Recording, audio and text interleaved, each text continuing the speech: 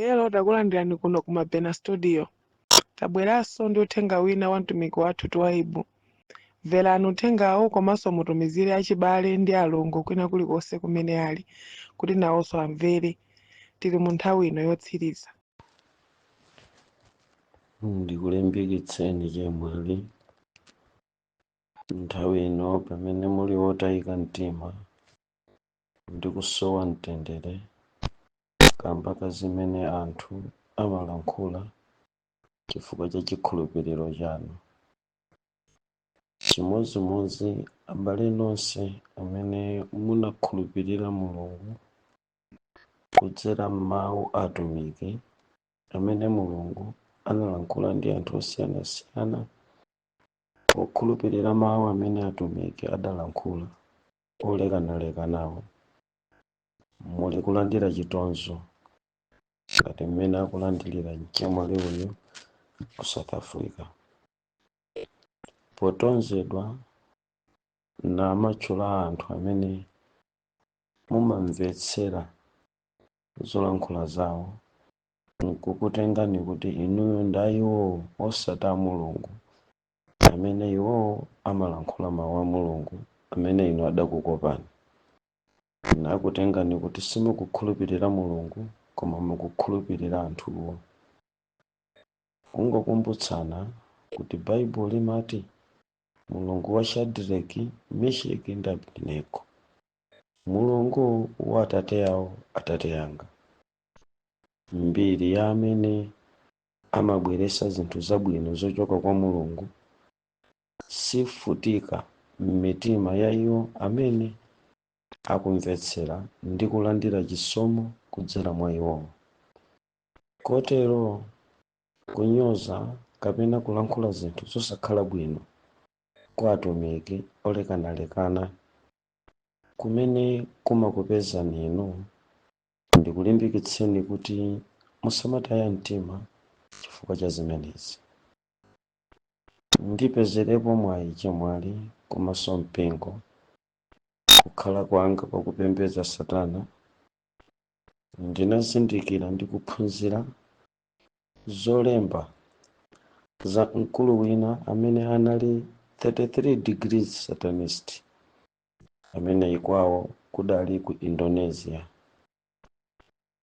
Analemba buku limene ankatiphunzitsa tili ku chipembedzo cha Satana, linkatchedwa kuti Book of Soft Angels. Nthawi zina ankangoyika kuti Soft Angels 72, ameneyi anali Shadrach Taurus. Mkulu wopembedza Satana akakulowerani mkalasi kuti akuza kuphunzitsani, amakuphunzitsani za angelo. Angelo amenewa akuti ndi amodzi mwa angelo amene amabwera ku dziko lapansi kuzatchereza mawu amene anthu akulankhula. Ntchito ya angelo amenewa ndi asilikali koma amamenya nkhondo kugwiritsa ntchito kukamwa. Amalankhula kwambiri, amalalata kwambiri, amanyoza kwambiri. Zikumveka kuti mu paragraph 71 ya buku limene lila Soft Angels adafotokoza kuti iwowa ndi atsogoleri otukwana. Akunena kuti ndi mmodzi mwa angelo amene analembedwa m'buku la Nowa la Enoki pakati pa angelo 200 otsogolera aja amatchedwa kuti ma Watchers. Ndiye angelo ameneyi amamutcha kuti Nuyazima. Nuyazima ndi ngelo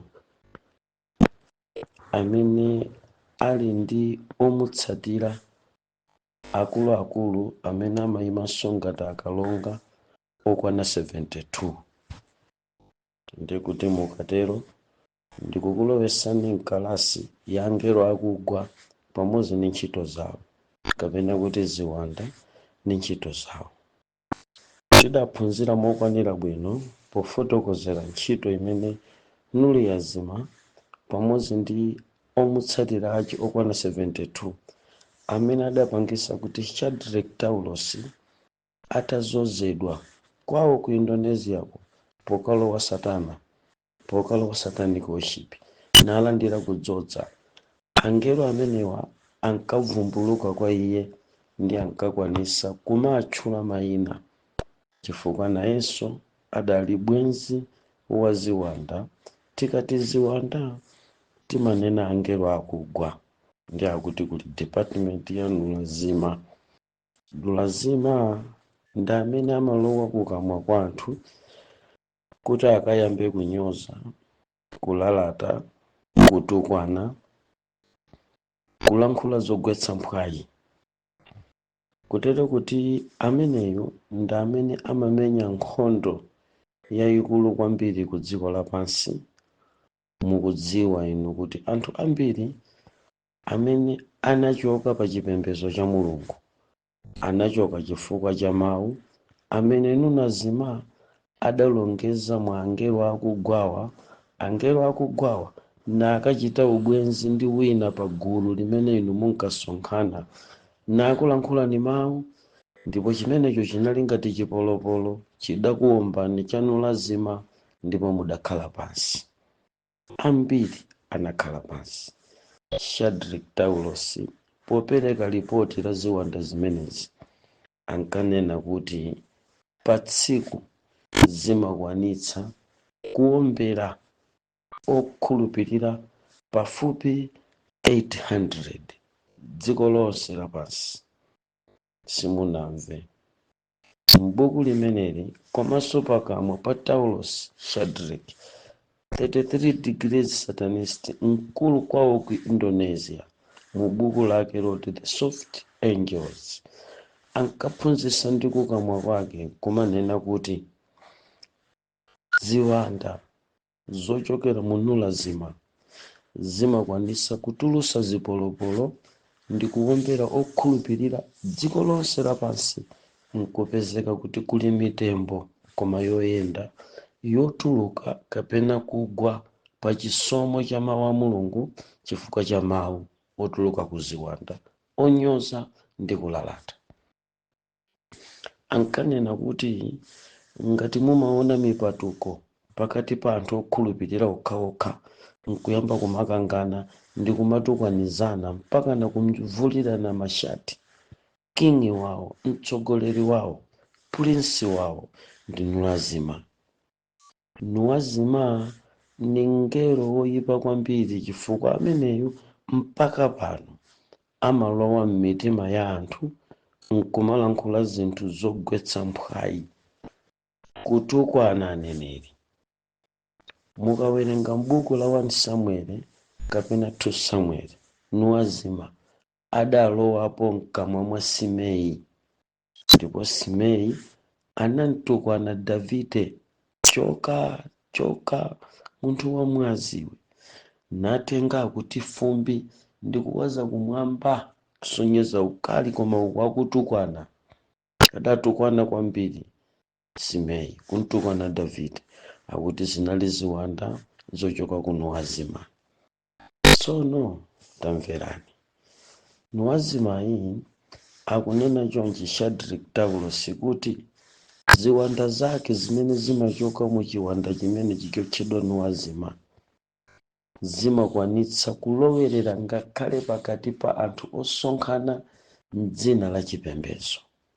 Chifukwa chake akuti amakwanisa kugonjetsa amene anakhulupirira ndi kupha okhulupirira kuchokera mu chipongwe chimene Nulazima amalankhula kulankhulira anthu amene amagwa nawo mphwayi mawu ochokera ku anthu nkuleka kupemphera. Ndikulimbikitseni kuti zichewa zina zimene mukumazimva zokunyozani anthu amene mwapanga chisankho kukhulupirira mawu amene akutuluka kwa mtumiki wina wake, muzitenge bwino chifukwa mungagwe mphwayi kapena kumva kuwawa nimusadziwa kuti mawuwo sakutuluka kwa Mkhristu koma akutuluka kwanu wazima. Ma social media mu pa gulupu lililonse anu wazima alipo. Amenewa nchifukwa chake pakatuluka audio alalikira alapani iwo amayisanthula nkuyamba kutumiza mawu mwamva nkumalankhula chipongwe kumunyoza munthu wa Mulungu. Itulukeyo chimozimozi. Amenewa mdziko lino la Malawi ndi amene anagawa mayina ochokera kuno wazima kumanena kuti awa ndalapani, awa ndayankhomalizani, awa ndatwaibu, awa ndakambwiri. Kumapanga kuti atumiki onse amene mukuwamva akumvekawa atumidwa ndi Mulungu koma kudzera mu mphaso zawo ndi uthenga wawo wadera lawolo osafanana anthu onse folo ndatchulawo. Choncho pokhulupirira zimene anthu amenewa akuphunzitsa sizimatanthauza kuti munthu ndi wa iwowa kapena anthuwa ali ndi anthu. Sotamverani chemwali.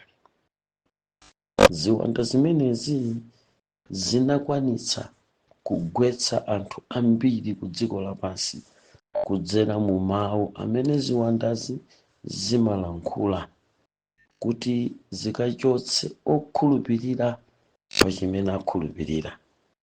Musagwe mphwayi, limbikirani kupemphera. Ndimati nnene kuti mawu amene amatuluka ku anthu koma onyoza,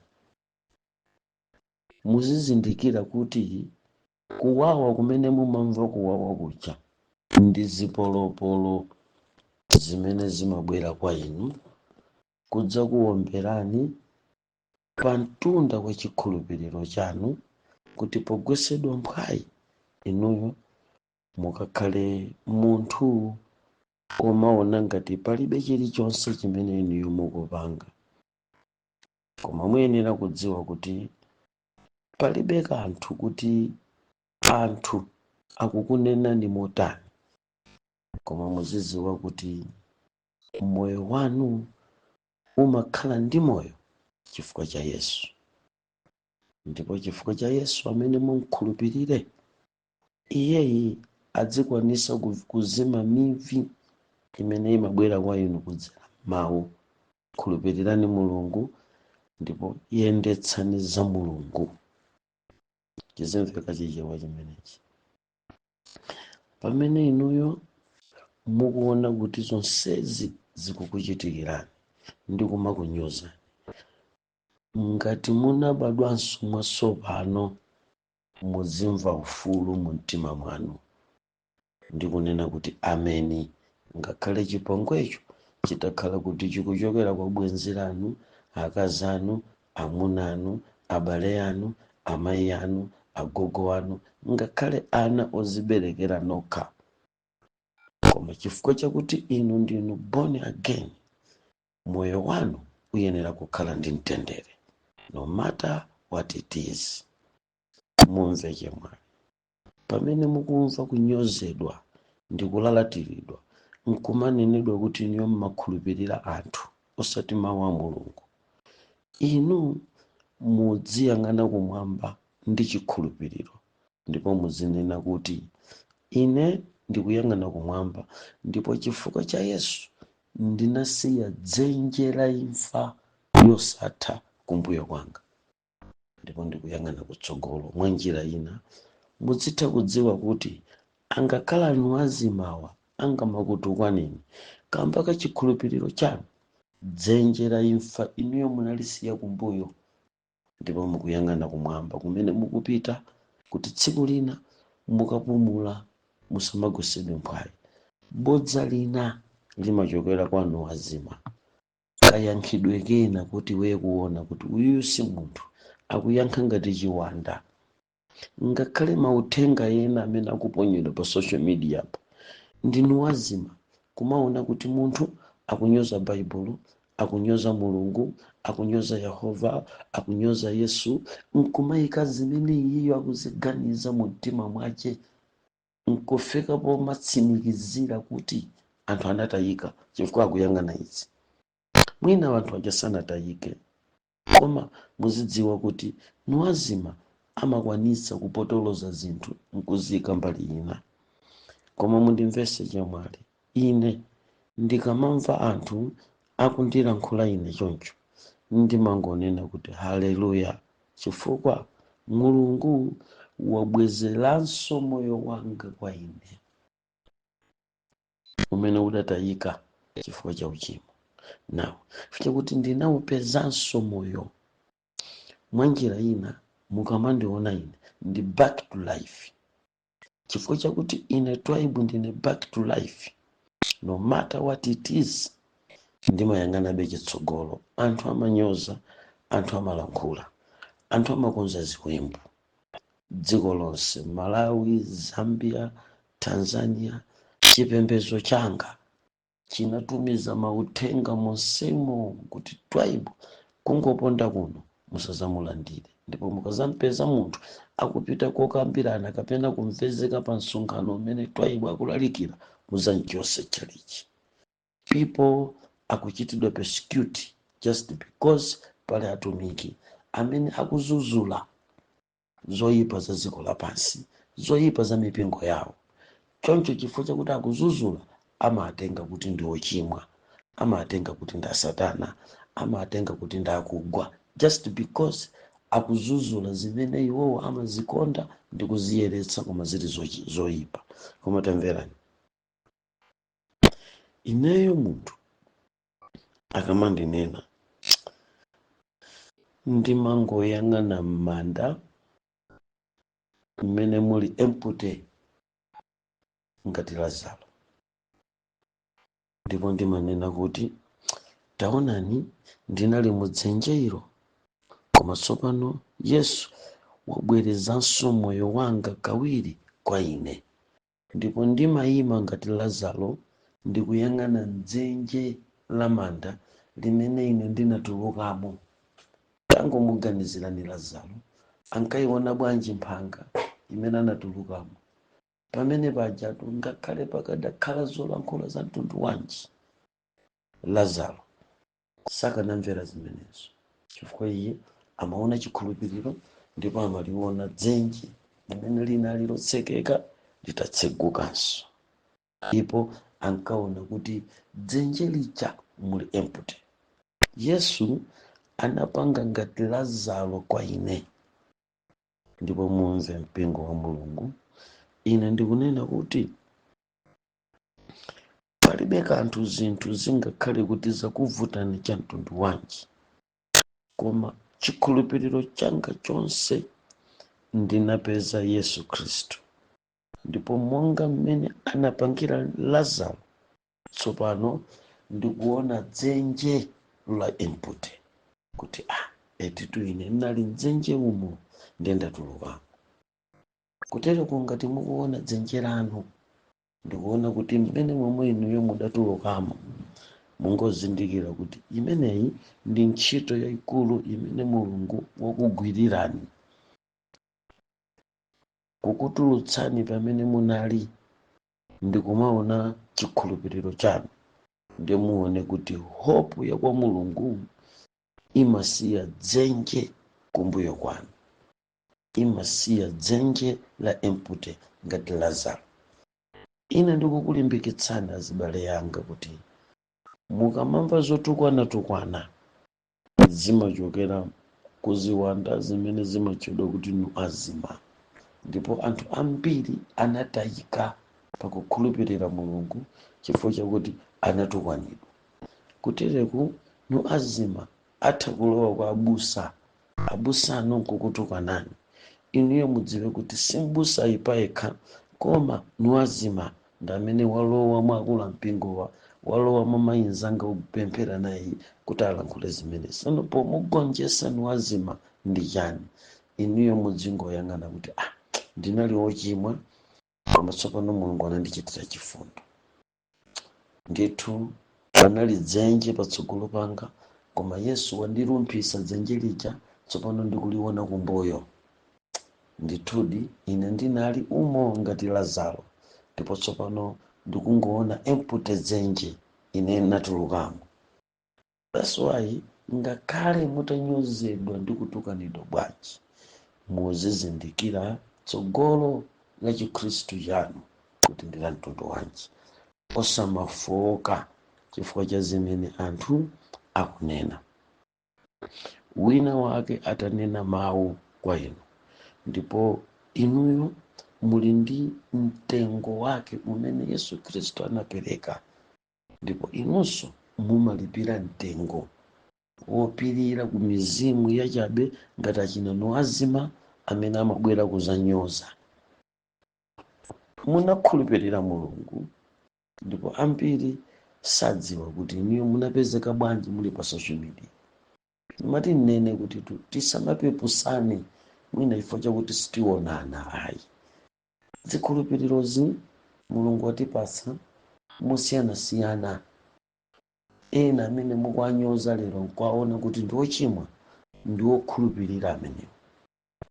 Ndipo muzidziwa kuti Mulungu sangagwiritse ntchito inuyo nthawi zina kuti amene watembenuke mtima, koma Satana akhoza kugwiritsa ntchito inuyo kuti amene wasiye kukhulupirira Mulungu. Ndipo inuyo chida chake chimene mukugwiritsa ntchito ndi kumatenga mawu a Mulungu nkumalowa m'magulupu olekanalekana mwachitsanzo. Pofuna kuti inuyo munditukwane ine, mumangondipanga adi m'magulupu amene amatukwana za ine.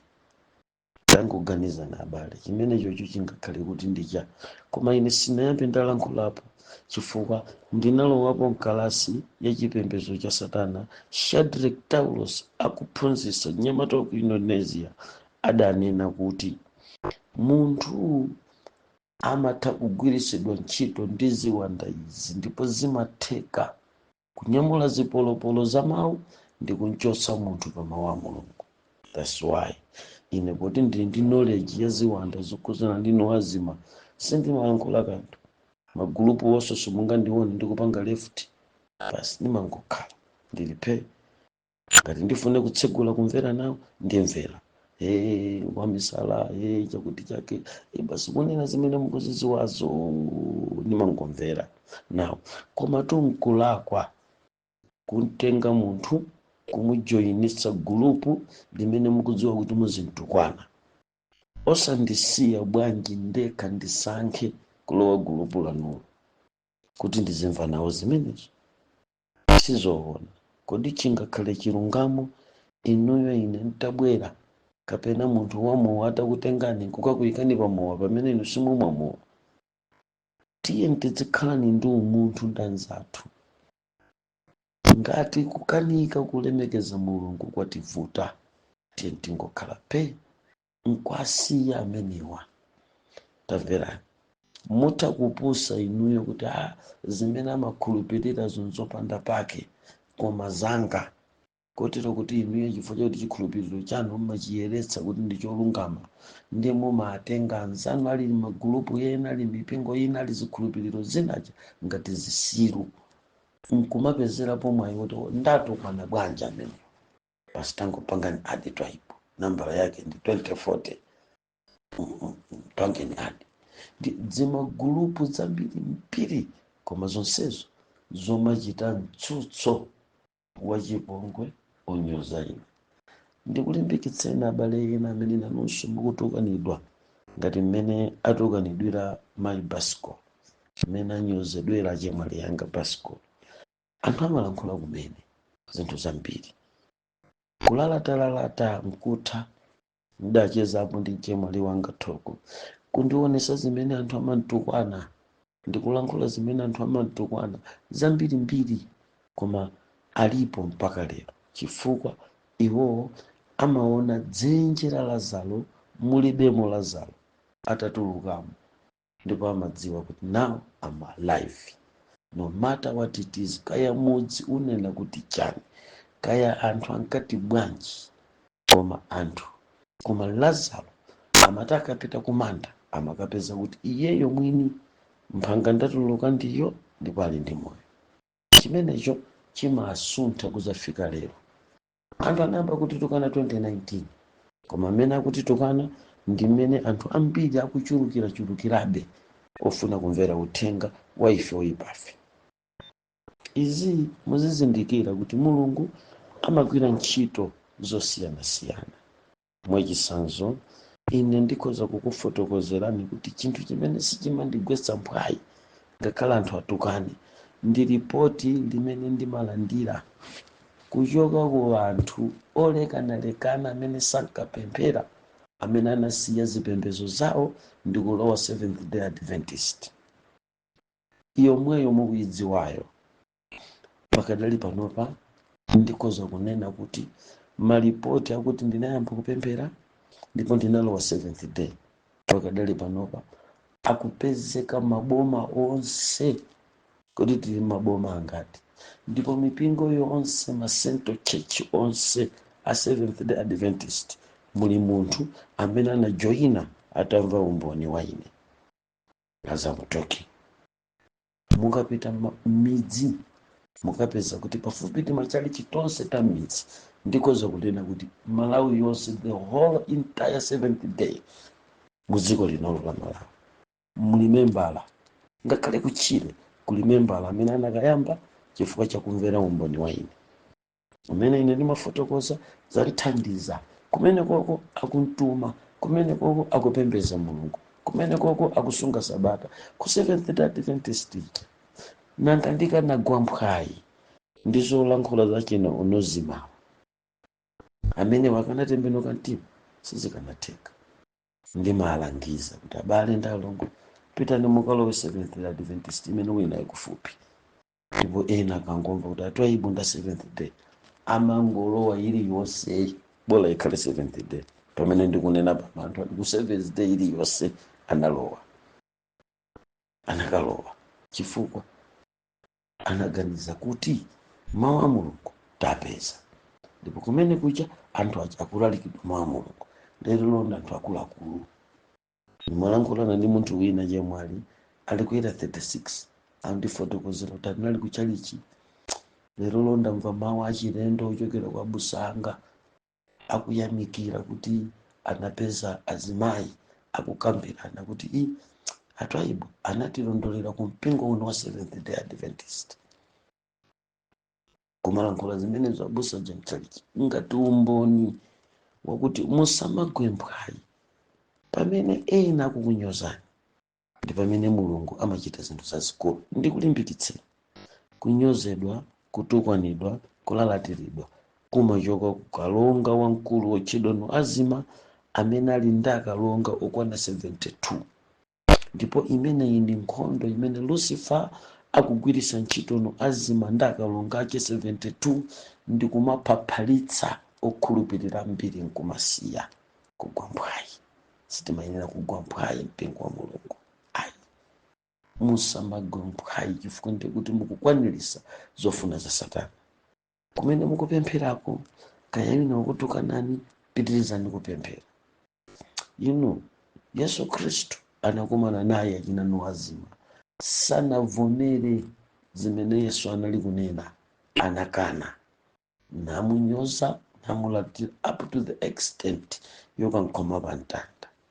Palibe utumiki, palibe chikhulupiriro chimene mudzakhulupirira chopanda otsutsana naye. Muzichedwesa chabe ndipo musagwe mphwayi. Kulibe chikhulupiriro chimene niyo mudzakhulupirire chopanda otsutsana naye. Kulibe. Aliyense amene akukhulupirira Mulungu ali ndi opposition, chifukwa ziwanda izi sizinafa achina Azima aliko. Ngati simutsutsana ndi akulu ampingo, mutsutsana ndi madikoni. Ngati madikoni sakutukwanani, akutukaneni ndi mamembala. Ngati mamembala sakutukwanani, akutukaneni ndi anzanu. Ngati anzanu sakutukwanani, akutukaneni ndi akazanu. Ngati akazanu sakutukwanani, akutukaneni ndi ana anu. Simukumveka nkani. Koma ngati ana anu sakutukwanani, akuuweni ndi agalu. Iyi ni nkhani yosausa kwambiri. Kulikonse munthu akamayenda panjira malinga ndi chikhulupiriro chake amakhala ndi opposition. Koma ma opposition onse amene ndikuanena otsutsa onsewa ali ndi kalonga wawo amene amatchedwa kuti niwazima. Tsono mawu anga omaliza ndakuti ngati munafowoka mudakali dzenje lomwelo mumvere kwa ine ndikuti ndayima pano ndi panja pa manda ndipo ndikumaona kuti mnagona apo ngati Lazaro. Tsono kukhala pomwepo muola mununkha, koma talolani kuti Yesu akhale mmodzi amene angakulozeni niyo kutuluka mdzenjero kuti mudziona dzenje lanu lili empty, kuti ineyo mulibemo tsopano ndili kwa Yesu. Musalole kuti mawu olankhulidwa ndi ziwanda akukwirireni kumanda, akuchoseni pa chikhulupiriro. Pitirizani kulalikira abusa, pitirizani kuphunzitsa dikoni, a church elder, pitirizani kulankhula mawu a Mulungu. Ngati mumatulutsa maaudio, pitirizani, musagwe mphwayi chifukwa cha ziwanda. Izi zinziwanda zikulankhula zinthu zambirimbirizi. Kutukwana munthu, kunyoza munthu nkulakwa. Tiyeni tizikhululukirana wina ndi mnzake poopa kugwiritsidwa ntchito ndi niwazima. Tisafulumire kuyankha kapena kulankhula zinthu zambirimbiri, zilekeni. Nthawi zina mukangoti osayankha zimagomphayi ziwanda zimenezi tsiku lina zimazasiya basi muzaona kuti zachoka. Tsono tiyeni tizikhulupirira Mulungu. Musagwesedwe mphayi azichemwali anga ndi azichimwene anga ndi mamembala onse amene mumatukanidwa chifukwa chakuti iniyo munapanga chisankho chomvera ulaliki, chokhulupirira zimene mtumiki wina wakamalankhula koma zokhuza mawu a Mulungu. Nkukunenani kuti iniyo ndi amenewo. Zimenezo sinkhani zilekeni. Ziliko ku dziko lapansi lino ndipo zimachitika. Ine ndingakuwuzani kuti mipingo yonse ya Seventh Day munthu akangolankhula kachichewa kena kusakhala bwino amanena kuti ndatwa ipo. Mkulu amene unje ndosokoneza ali mulipo yena muno yeni atwa ibu achina niwazima ali mchalichi kutukwana anzawo nkuapanga anzawo kuti ndi anthu. Munthu angapembeze ali tunchalichi mwawo chachikhumi akupereka mmenemo koma kwauza kuti inuyo ndatwa ipo. Ndi akanakakhala kukhoma kwatwa ibu ngati abwera machalichi mwanu ndi anu, musanditayire ine yayi. Khala nawoni, zipembezana nawoni. After all, chipembezo ndi chisankho, chikhulupiriro ndi kusankha. Ngati zina mwa izo zimene ena sanamve nazo bwino ndi kufunsa kuti apa panayenda bwanji, ingowaphunzitsani, musayisadani ndipo musamafulumire kuachotsa. Ndi ana angokupezani. Ena nali ku Katolika amva maumboni akupezani ku Seventh Day, pali misunderstanding, afuna tamvesesa. Kukufunsani kuti amvesese limero kumveka ngati mwana watwa ipo mwatayira kunja anthu aja. Muzasowa choviringula ndipo mwazi wa amene mukuachosa m'mipingowa muzafunsidwa pa inu. Fumu kwatayira kwa munthu mulungu atayira kwa Mulungu. Khulupirirani Mulungu, khalani ndi Mulungu mpaka tsiku limenelo. Amen. Tathokoza chifukwa cha kumvetsera utumiki wathu wa lero ochokera kwa mtumiki wathu Twaibu. Tumizirana achibale komanso ndi alongo komanso sayiwala upanga subscribe. Sikomo.